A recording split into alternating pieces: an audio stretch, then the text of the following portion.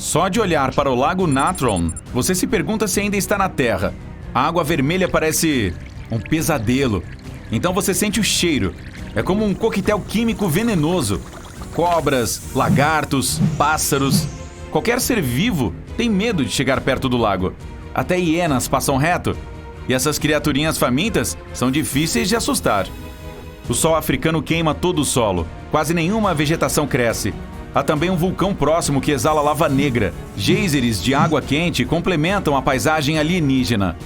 O Lago Escarlate atinge temperaturas escaldantes, quase tão quentes quanto uma xícara de café recém-passado. A água evapora rapidamente. O que resta? Sal e muito dele. Quimicamente, este é um lago mais de amônia. Pense em produtos de limpeza domésticos e água sanitária, do que água. Se você decidiu dar um mergulho, bom, eu não recomendaria fazê-lo se você valoriza a sua vida. Ei, pelo menos você deixaria a Terra de uma forma épica, se transformando em uma estátua de pedra? Uau! Faça uma pose boba e deixe os cientistas se perguntando por gerações. De volta às coisas estranhas. Se você está se perguntando por que este lago é tão traiçoeiro, vamos voltar para aquele vulcão. É chamado de Oldoinio Lengai. Ele é único, porque sua lava é preta e não laranja ou vermelha brilhante. Mas também não é tão quente quanto a rocha líquida padrão fluindo de montanhas que fazem BOOM! Metade dessa lava é composta de potássio fundido e carbonato de sódio. Isso é usado em, sim, produtos de limpeza. Esses produtos químicos entram não apenas no solo, mas também na água, onde se dissolvem rapidamente. Adicione os minerais do rio que alimenta o lago e teremos um caldo perigoso. Então, que monstros assustadores de Lovecraft poderiam habitar nessas águas tóxicas? Uma besta gigante com tentáculos e presas afiadas como navalhas? Nada disso, apenas flamingos.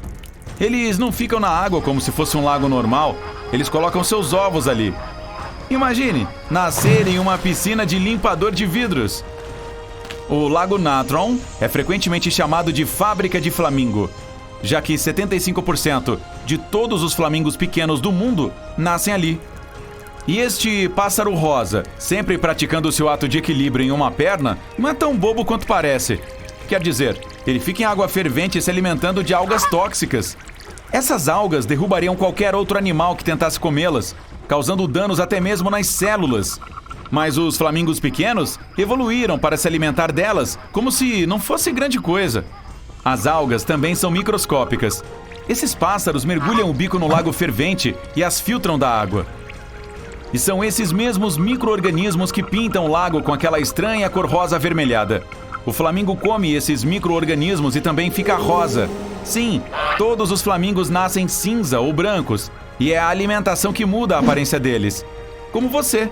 Se mudasse para uma dieta só de cenoura, ficaria laranja. Algo que pode realmente acontecer, embora eu não recomende. Tá legal, mas como eles ficam nessa água que transforma todo o resto em pedra? É graças à pele resistente e às escamas nas pernas. A água não pode queimá-los, como faria com a sua delicada e frágil pele humana. Esses flamingos pequenos geralmente se dirigem a um lago fresco próximo para beber. Mas ao contrário de você e eu, eles ainda podem se hidratar nessa água salgada, se necessário. Eles têm glândulas especiais na cabeça, que removem o sal. Em seguida, ele é drenado pela cavidade nasal. Como se você pedisse uma sopa sem cebola, mas se esquecessem de tirar a cebola. Você comeria a sopa assim mesmo, e a cebola simplesmente sairia pelo nariz. Eca! Na verdade, achei que a analogia até que estava boa. A moral da história é que o flamingo pequeno é um cara muito durão. E, graças aos seus superpoderes, ele pode encher a barriga com a quantidade de comida que quiser, porque não há competição por perto. E não precisa se preocupar em ser engolido, porque nenhum predador chegará perto da sua jacuzzi rosa tóxica. Esses flamingos só têm a ganhar. Ei, que tal alguns outros super pássaros? O albatroz errante também é um super-herói entre os pássaros. Em uma viagem, ele pode voar 16 mil quilômetros. É como voar de Nova York a Sydney, mais um pouco. O pássaro passa mais de um mês em voo sem parar. Ajuda quando você tem uma envergadura de asa de mais de 3 metros. Eles deslizam como surfistas nas ondas. Só que em vez de água, eles têm correntes de ar. Eles usam menos energia durante o voo do que pássaros simplesmente parados em seus ninhos. Outro detentor de recorde emplumado é o beija-flor ruivo. É do tamanho de um tee de golfe e pesa um pouco mais do que 1 centavo. Mas este pequeno passarinho migra do Alasca para o México todos os anos. A viagem é de 6.400 quilômetros, apenas em uma direção. Se o voo do albatroz é relaxante como yoga, então o do beija-flor é uma corrida cansativa pela sobrevivência. A cada segundo ele dá de 50 a 60 batidas de asas. A carga é enorme e requer muita energia. Todos os dias o pássaro come todo o seu peso em insetos e néctar.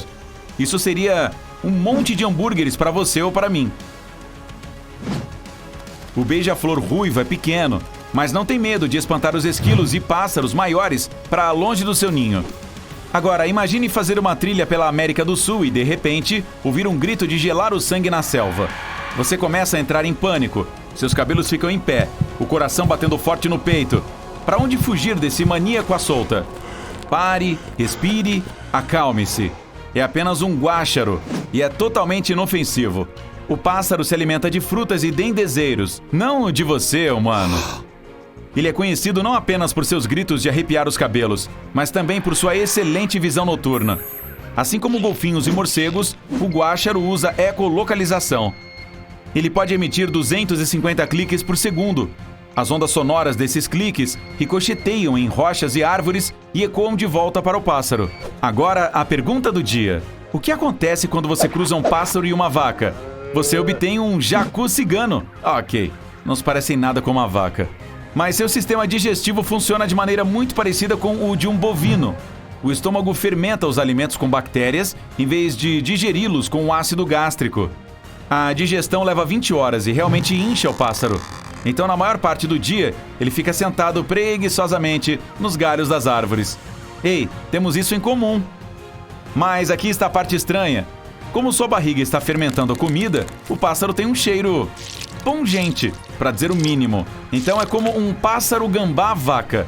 Agora, este pássaro aqui vai fazer você se sentir como se estivesse recebendo um olhar de repreensão do diretor da escola. Eu não gosto das suas pegadinhas infantis. Você está expulso.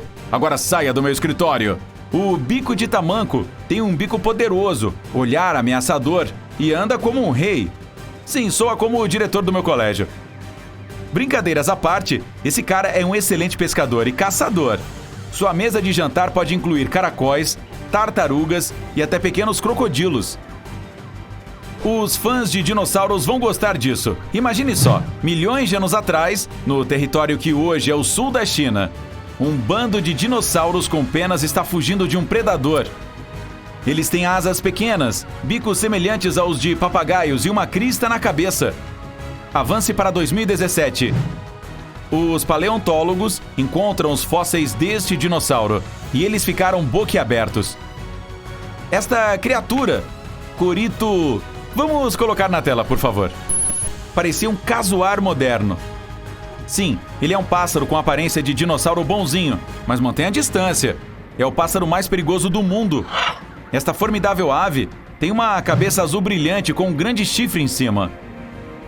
Esse carinha se apoia em 2 pernas poderosas, com uma garra em forma de adaga em cada pé, que pode ser tão longa quanto a sua mão.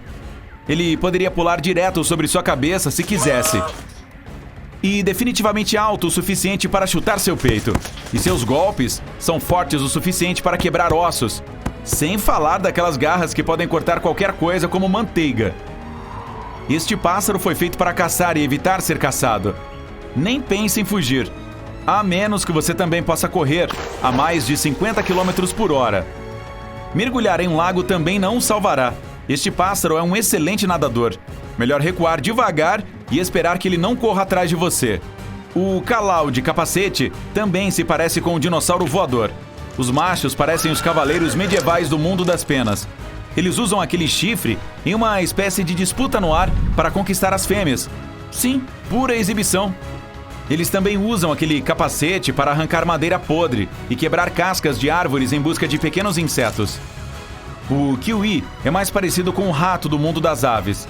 Ah, ele realmente tem asas. Esses pássaros são pequenos demais para serem vistos. Eles não são bons em voar. Aliás, eles não conseguem mesmo voar. Os kiwis põem os maiores ovos, quando comparados ao tamanho do corpo, dentre todos os animais do planeta. Seus ovos representam 15% do peso da ave. No entanto, o maior ovo do mundo, puramente pelo tamanho, é o do avestruz, mas representa apenas 2% do peso da ave, tornando seus ovos enormes os menores em comparação com o tamanho do corpo, provando que avestruzes são enormes.